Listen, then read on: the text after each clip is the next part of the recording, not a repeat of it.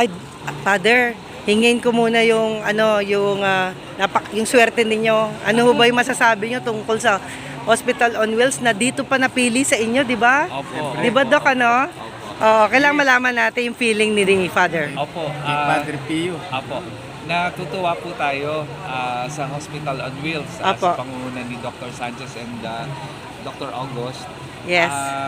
Sa pagpili po sa Santo Padre Pio, Opo. National Shrine of St. Padre Pio para maging venue ng kanilang special medical mission. Today, together with, or in collaboration with USMA, UST Ayun. Medical Alumni Association.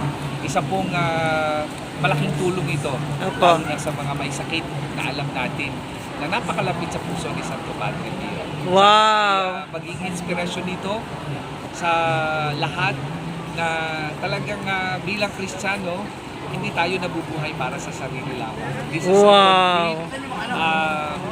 a realization of that message of the gospel that we are our brother's keeper. Ayan. Alam nyo, nagpapasalamat po kami, nakita namin yung sitwasyon ngayon. Okay, Doc, ano masasabi mo?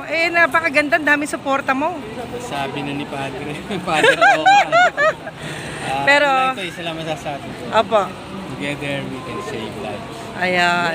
At not only that, Father and Doc, Father, gusto ko pong malaman, ano pa ibang schedule ninyo?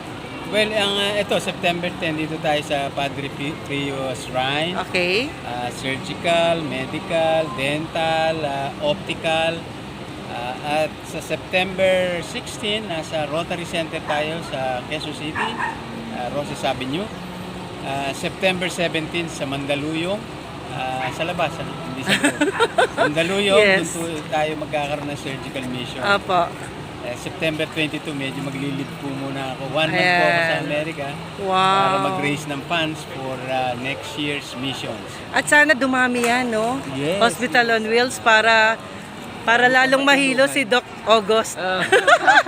Doc August, ikaw ang punot dulo kaya nakarating kami. Salamat po sa inyo, ha? Salamat po.